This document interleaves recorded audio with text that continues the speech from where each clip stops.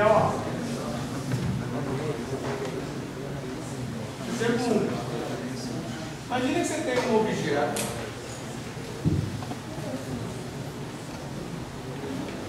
de massa MT, massa total. Ele é quadrado. Então, se eu estou assumindo que ele é quadrado, onde é a posição do centro de massa dele? No centro. Aqui no centro de massa. Onde eu ponho a força-peso? No centro de massa. Porque a força-peso vai falar. Bem, peraí, vamos com calma.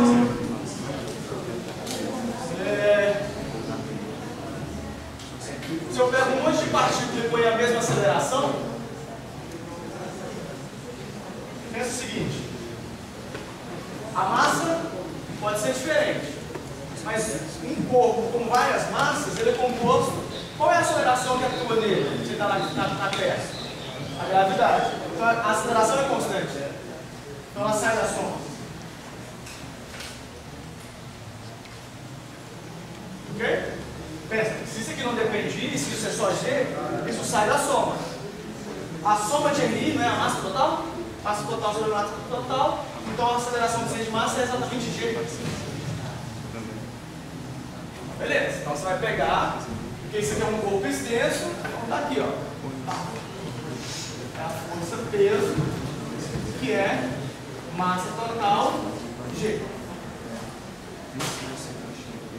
Esse cara inicialmente está em V0 igual a 0, ou seja, ele é abandonado. Tá? Aí ele começa a cair. E na metade da queda,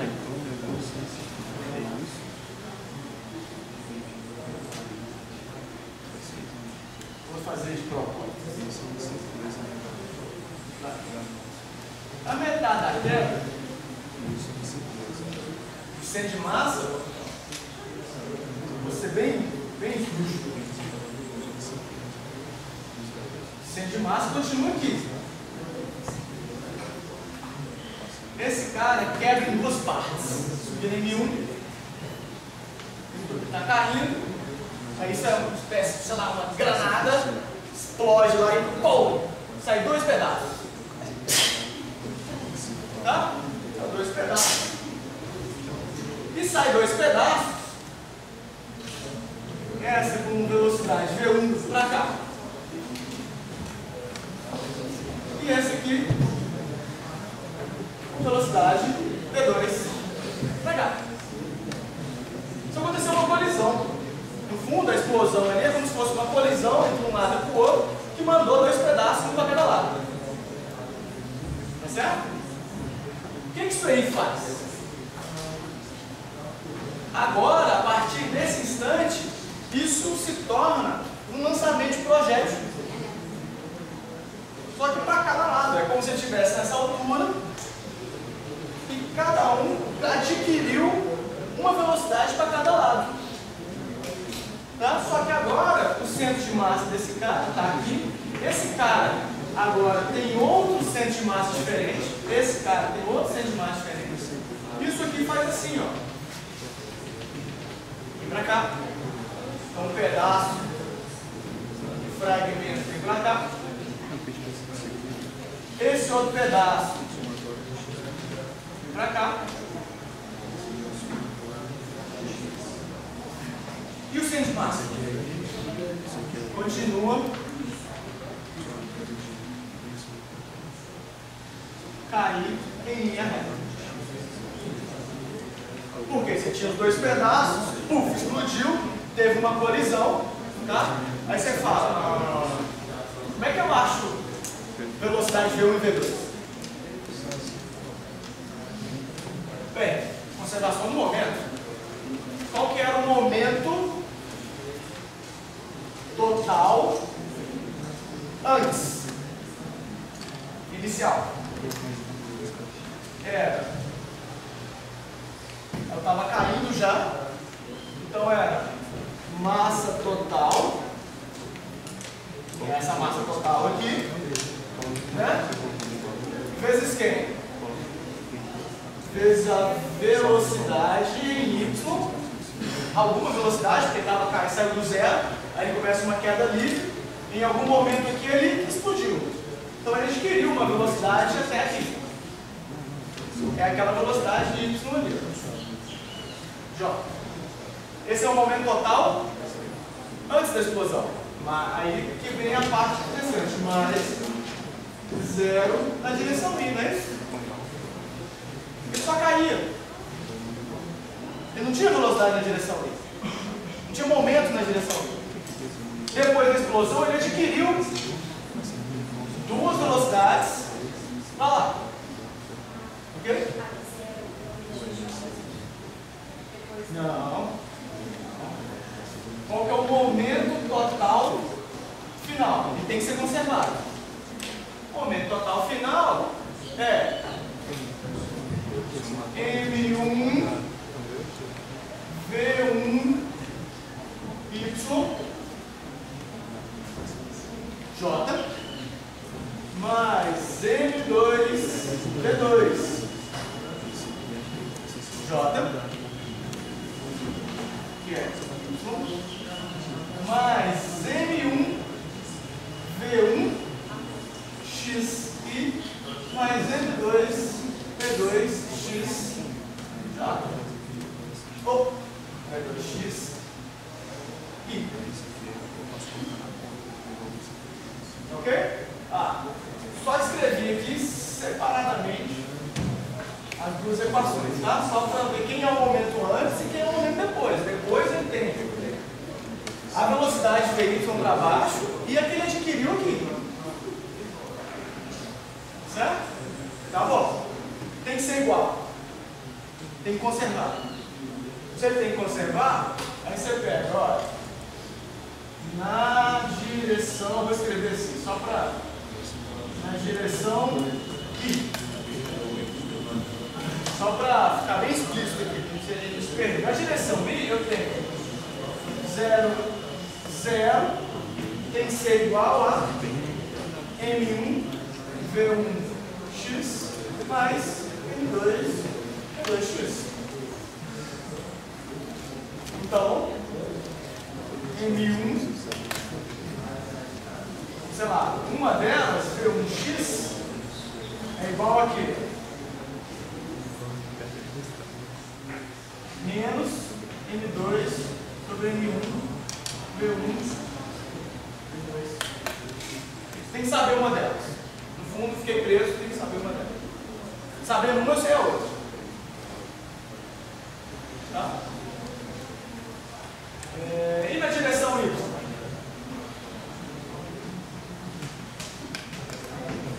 Direção Y. Aí você tem M1 mais M2 VYI tem que ser igual a M1 V1Y mais M2 V2Y. Essa aqui dá para saber. É fácil, né? Eu estava aqui, ele adquiriu alguma velocidade até chegar nessa altura, uma queda livre normal, então dá para saber a velocidade que ele estava aqui. Hoje a gente tem duas maneiras de fazer isso: resolvendo equações de movimento ou conservação de energia.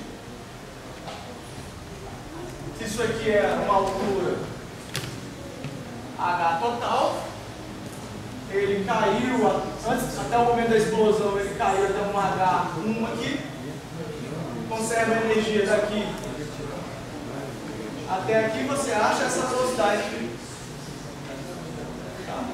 Achando essa velocidade, aí você fala, olha, a partir de agora, esse cara adquire duas velocidades após a explosão, que você pode falar... Dá para falar, o que dá para falar isso aqui? Y?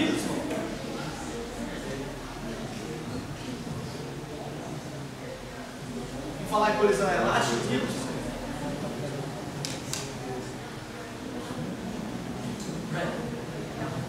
Mas, isso aí. Entenderam a ideia do problema? Dá para continuar,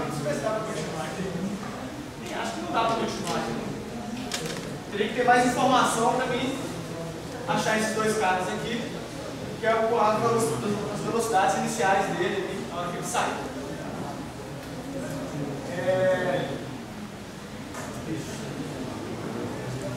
Eu acho que esse problema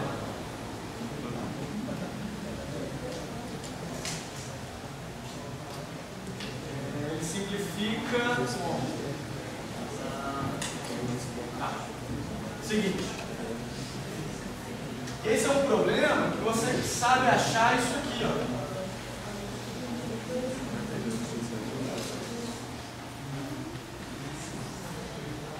Você vai lá, solta a granada. Tá. Você sabe depois da explosão ir lá experimentalmente mede a distância dos projéteis D1 e D2 com a distância dos projéteis. Você volta e acha essas velocidades. Porque aí você está interessado em saber a explosão, que é um problema diferente. Você não está interessado, porque você não tem como controlar uma explosão, né? Por exemplo, a granada, você sabe que ela explode e vai pedaço para todo lado. E aí, olhando para os pedaços, você quer dizer algo sobre a explosão, por exemplo, a energia que foi liberada na explosão, coisas do tipo. Então, aí você fala assim, professor, como é que eu acho essa distância aqui em termos desses caras? Ah, é muito difícil, porque esse aqui não é a velocidade, você não tem essa velocidade para cá, você não tem um vetor velocidade? Você tem um vetor velocidade, é só um lançamento de projéteis. Então, com as equações de lançamento de projétil, você acha uma posição D1, tá? Conservação de energia dá para fazer, tá? Você acha essa velocidade V1, com essa distância D1, tá, em termos das variáveis, depois sai voltando. Tem um outro que é bastante legal também. Tá. Peraí. Antes de eu passar para o outro é o cara do. Pega uma bola de beisebol. Não, beisebol não, vai. Uma bola de boliche. Vai ter que treinar muito no que eu vou fazer, mas tudo bem. Pega uma bola de boliche, segura ela, pula. No ponto, quando você chegar lá em cima, você joga ela. É uma colisão. Você está jogando a bola para conservar o momento. A bola foi para frente, você teve que ir para trás, só que você estava no ar nisso, né? Ou a colisão, então os dois, um vai para frente e um vai para trás. Então dá para você fazer a mesma ideia. Mas antes de eu fazer isso, imagine essa descrição que a gente está olhando. Eu vou voltar para o conceito de centro de massa. Essa descrição que a gente está fazendo aqui do problema, caiu, explodiu, pá. Isso é a gente olhando esse problema. Está aqui de fora, estou escrevendo. Se eu soltasse uma granada aqui para vocês, vocês iam ver isso acontecer. Explodiu, de um lado para o outro. Imagine que vocês pudessem andar junto com o centro de massa. Ok? Mas é a pergunta de novo. Imagine que você pudesse estar sentado no centro de massa, tivesse como estar lá no centro de massa, olhando para a explosão acontecer. O que você veria? Essa é a pergunta. O que você veria? O que você veria é, inicialmente você estaria. Vou apagar aqui, então para.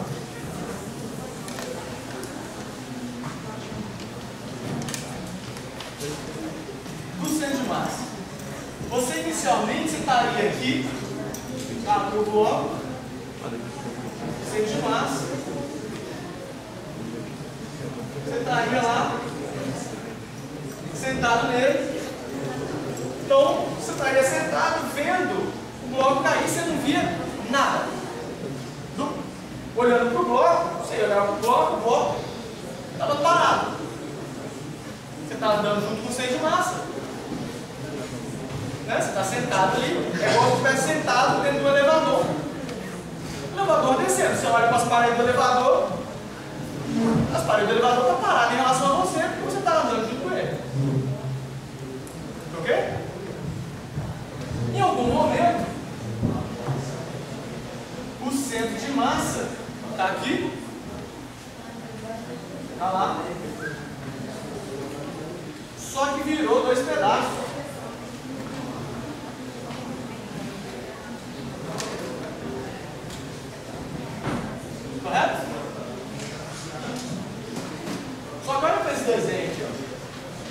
centro de massa está caindo e os objetos seguem ele, né?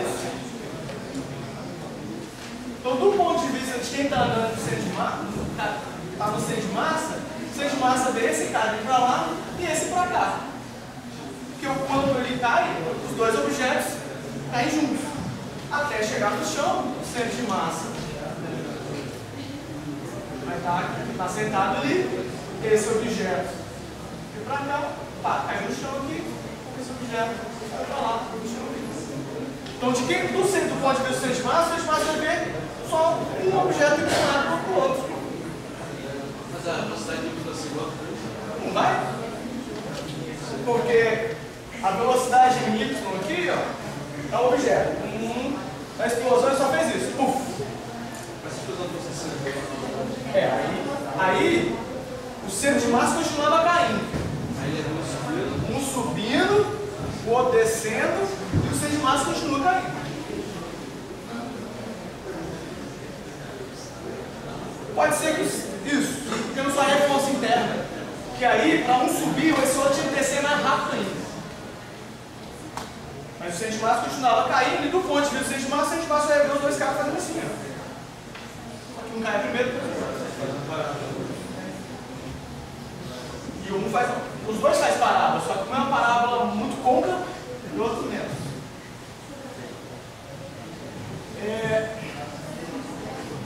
Essa ideia do centro de massa é interessante. O que acontece quando duas partículas colidem e você está no centro de massa? Agora estou usando essa descrição para fazer essa análise mental. Bem, do ponto de vista quando você está fora, duas partículas colidirem, você vai ver, saiu. Em relação, se você está no centro de massa, vamos pensar aqui, ó, fazer um desenho. Você tem uma bolota que está indo para lá, por exemplo. Uma bolota aqui está vindo para cá.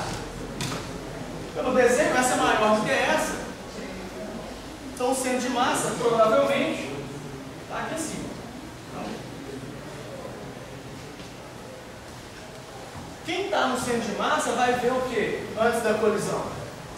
É como se ele estivesse olhando para um lado, para o outro, vendo as bolinhas se aproximarem. Certo? Quem está depois da colisão? O centro de massa está ali. Por exemplo, se isso aqui tiver acontecido. Então, quem está no centro de massa vê as bolinhas aproximar, depois as bolinhas afastar. Sempre. Aí você fala, pera, mas essa é grandona, essa não pode ir para lá? Depois da colisão, como ela é maior, ela não pode carregar as duas para lá? Pode. Mas do centro de massa, o que vai acontecer é sempre isso. Porque mesmo que esse cara vá para lá, você está no centro de massa, então você está acompanhando o centro de massa. E se as duas estão indo para lá, você está indo para lá também. Aí você tem que fazer a conta para mostrar. E aí dá para mostrar que no centro de massa você sempre vê elas afastarem.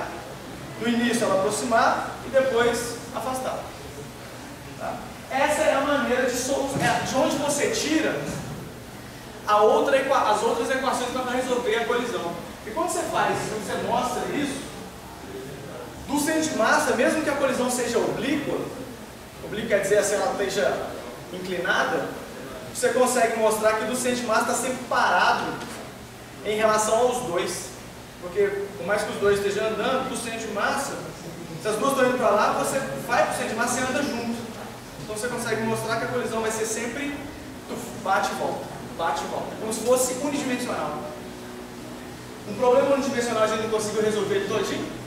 Quando você vai para o centro de massa, você consegue mostrar que uma colisão é como se ela fosse sempre unidimensional. Você sempre consegue, olhando para o centro de massa, transformar a colisão unidimensional. Aí você resolve o problema no centro de massa. Depois você volta para o referencial do laboratório e faz uma conta. Isso, estou só contando, tá? Vocês não vão precisar fazer isso. É realmente uma conta sacal, tipo assim, Pega, joga no referencial, calcula o centro de massa, posição. Calcula a velocidade. Joga tudo no referencial do centro de massa. Faz as contas da colisão no centro de massa. Volta no referencial no laboratório para você achar as velocidades e posições. Tá? E aí, como que você calcula o centro de massa, né? Como calcula o centro de massa aqui?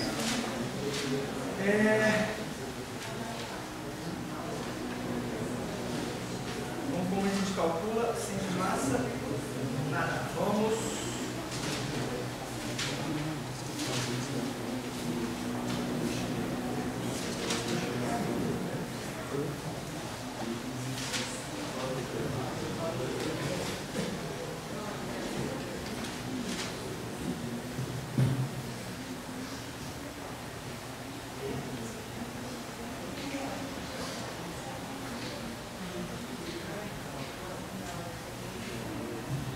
Vou fazer um exemplo aqui. Bem, seguinte, não vou empolgar com isso aqui não. Tenho aqui um exemplo de colisão de centro de massa e tal. É um exemplo do cara que joga, do cara de beisebol. O cara do beisebol, em geral, ele vem, a bola vem, beisebol? Pode ser beisebol. A bola vem voando e o cara, em geral, pula e pega a bola. Então, imagine que você pode resolver esse problema assim, ó. Você tem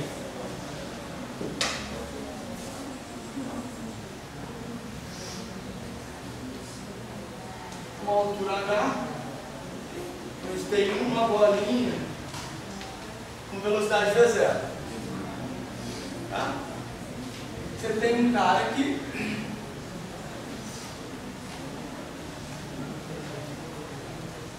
que salta e no ar ele recebe aquela bolinha. Porque ela veio reta, eu assumi que ela está andando reta, a gente sabe que ela está caindo, mas ele pegou ela exatamente no ar ali e ele pegou ela com velocidade V0. Em relação a onde ele está, calcula, que aí vai fazer isso aqui, correto? Tem que conservar o momento. Momento em X, antes era quanto? Solta a bola. A massa da bola, a massa do homem. Então, o momento antes, existiu um momento antes, que é o momento da bola. Depois da colisão, isso aqui é uma colisão perfeitamente inelástica, porque os dois saem juntos, tá? Calcula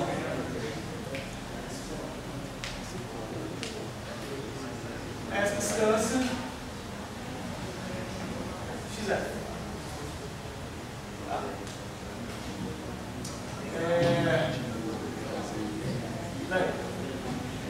Nada muito difícil. Logo após a colisão, o que você pode falar?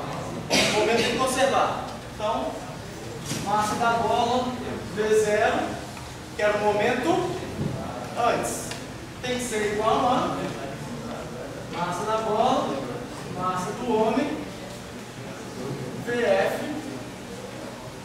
onde isso aqui é VF. Como ele pegou no ponto mais alto da trajetória, ele estava parado, ele pegou a bola. Tá? Esse aqui é o ponto mais alto. A velocidade do homem é 0 naquele ponto. Quando ele subiu, pegou a bola, vai cair. Foi? H é dado. Então você sabe VF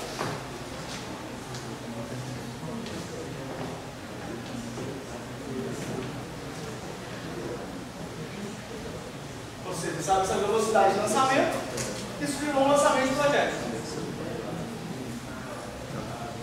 Conservação do momento, acabou aqui.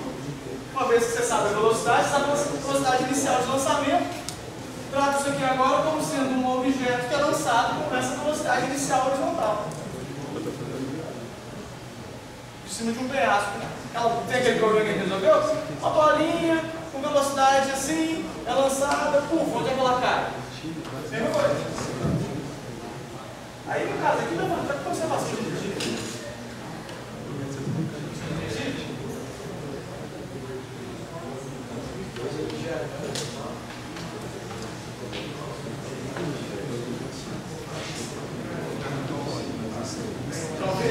Talvez não, acho que não dá para conservação de energia, porque não tem energia potencial nessa barreira dessa direção. Ele cai. Mas a velocidade aqui muda, mas essa aqui é constante, né, o tempo todo. Então é só calcular o tempo de queda, e com o tempo de queda você acha o anteriormente. Bem, totalmente projeto simples.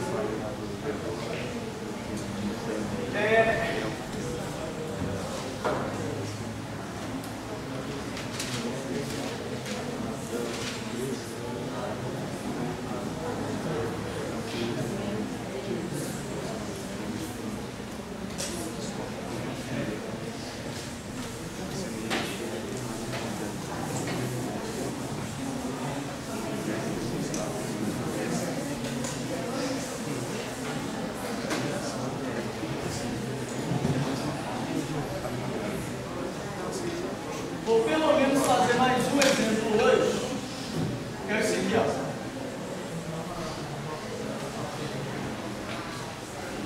É um problema bem tradicional,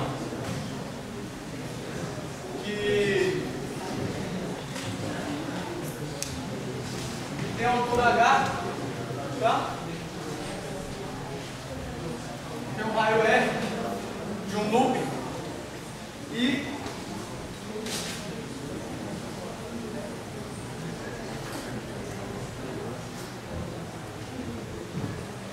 de skate para descer. A pergunta é: qual é a altura H mínima para ele fazer a volta? Tá? A altura H mínima em função do próprio raio. Tá? Quantos raios tem que ser H em função de R? Tem que ser quantos? Dado R, qual que é o H em função de R? Esse é um problema que basicamente você vai juntar conservação de energia e lei de Newton. Tá? Professor, sim. É só a velocidade final? Não, esse aqui você achou a velocidade final. Achar o XF você é só um conservação projétil. Né? Porque eles não, uma parábola, acha o tempo que ele leva para cair, com o tempo que ele leva para cair, você calcula o tempo que XF. Né? Porque se eu escrever então XF vai ser o VF, que é a velocidade na direção X, vezes o tempo de queda. Tem que calcular o tempo de queda, que é o tempo que ele leva para cair.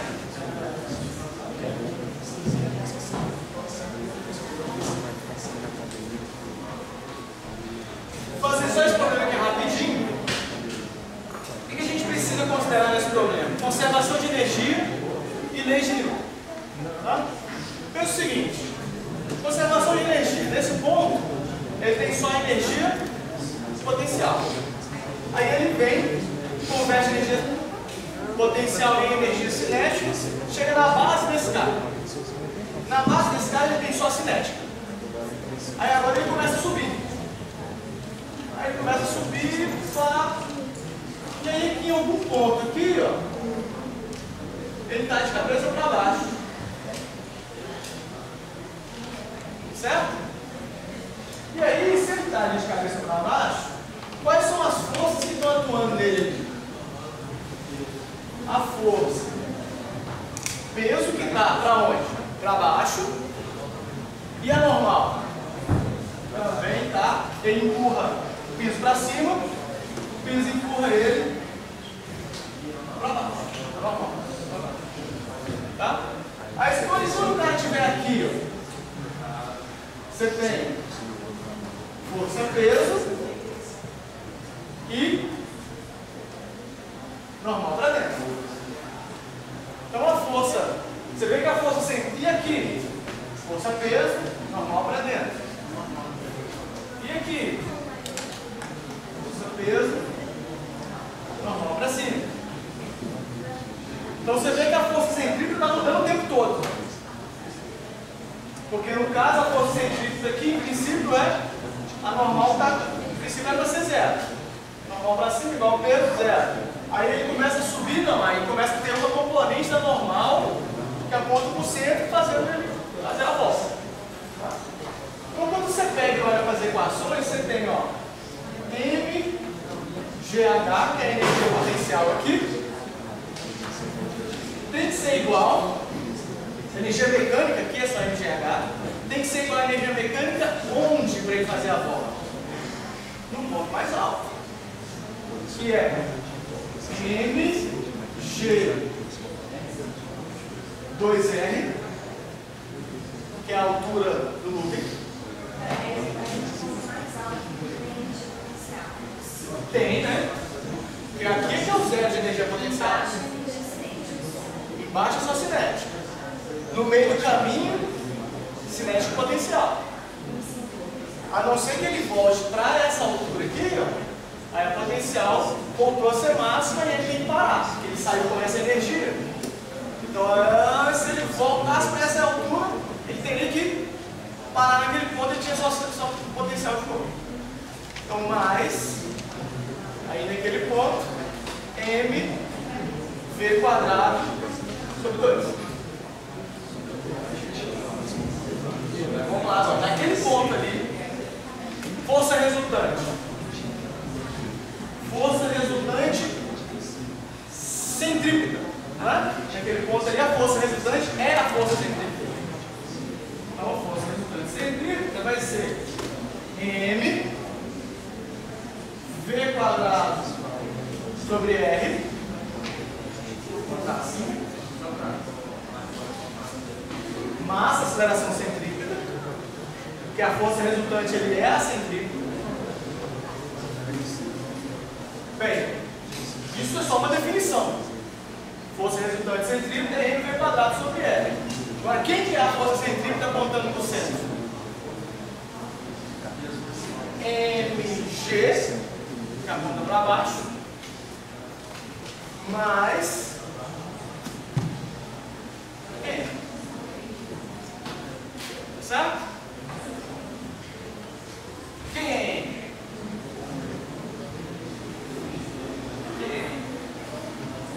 Não sei.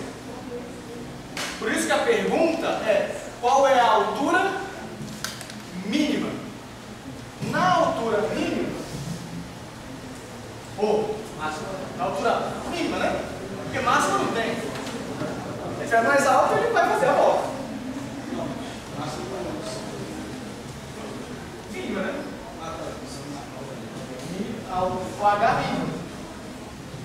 Na H mínimo é a altura em que ele cai. Que N é igual a zero. Né? Porque aí ele vê que chegou lá naquele ponto, a normal foi zero, aí ele caiu. Um pouquinho maior do que essa altura mínima, a normal não é zero e ele faz a volta. Certo? Então você fala, olha, então quando a normal é zero, H é H mínimo, então eu tenho, quando isso é verdade, V quadrado é exatamente RG dessa equação, ó. N é zero, M corta dos dois lados, V quadrado é o produto RG.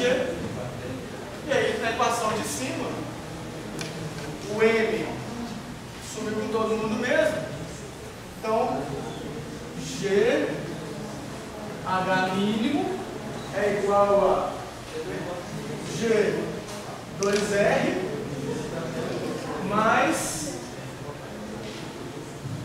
R G sobre 2. O G some tudo, e aí o que implica que H mínimo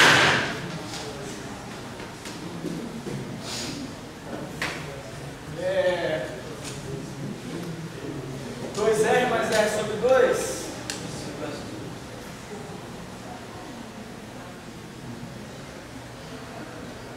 se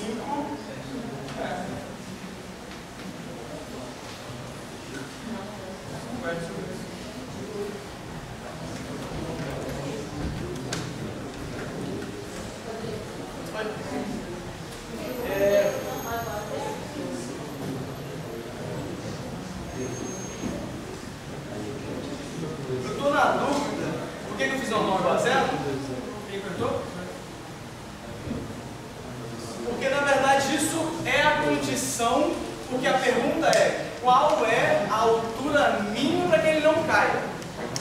Então eu vou achar aquela altura em que ele cai, porque maior do que aquilo ele não cai. Porque maior do que essa altura, ele chega lá com uma velocidade tão alta que a normal nunca é zero.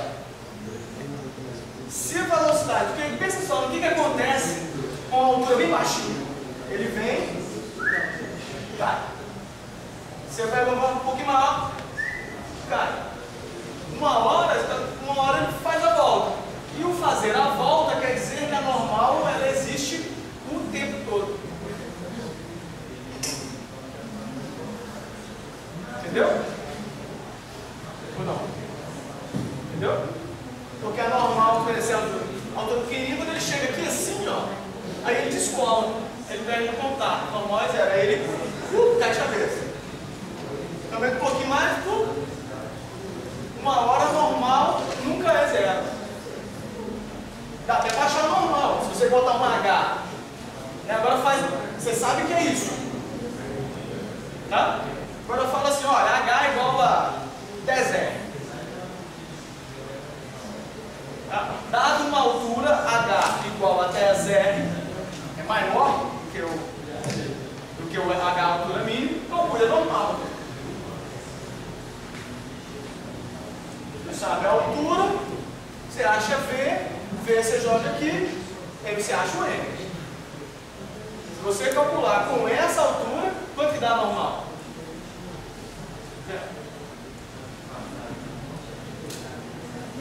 Entendeu?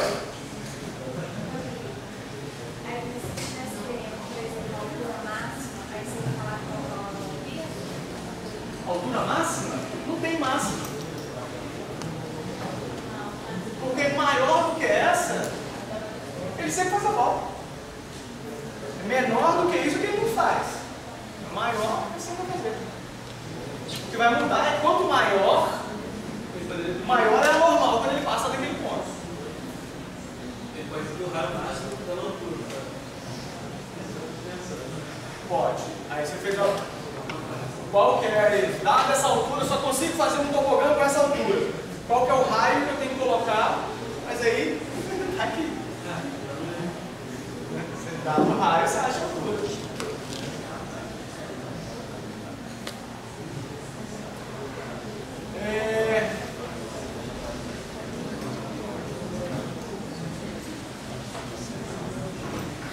Pois é, pessoal, só um segundo. Deixa eu só conferir um negócio aqui.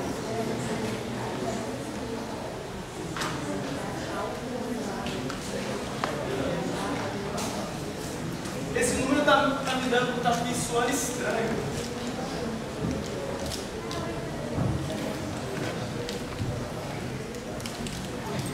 Eu estou na dúvida com uma coisa, eu tenho que checar isso, tá? A direção desses vetores. Nesse ponto, a força aponta para baixo, né? E se ela aponta para baixo, é isso. E se ela aponta para, se isso é verdade, eu tenho isso. E se eu tenho isso, eu acabo tendo isso. E aí dá 5 menos 1.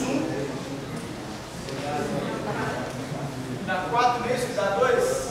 Não, 3 meses. Não, é 3 meses. 3 meses? 3 meses, é. 4 menos 1. 4 menos 1, 2.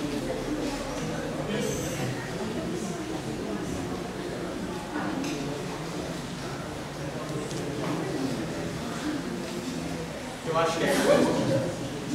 Tenho quase certeza que é isso. Não, mas essa é a nossa visibilidade negativa.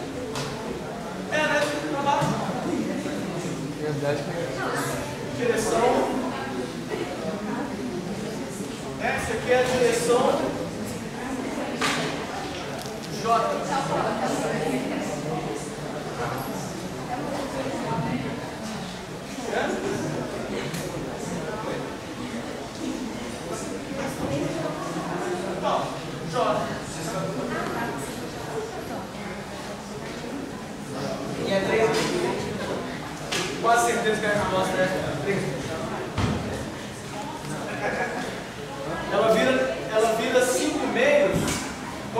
considera uma esferinha.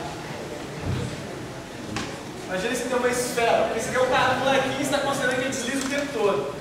Mas, capítulo 8 e 9, que é o só quando eles voltar, considera o fato da bolinha e da esfera girar também. Aí o fato dela descer rolando faz com que esse número mude. Aí você tem que levar em conta o fato dela girar. É isso aí. Próxima aula, faça o máximo de exercícios. Vai sair os mudo hoje ou amanhã, tá? Mas façam o máximo de exercícios daqueles propósitos que a gente fazer eles aqui em sala e tirar a dúvida de vocês.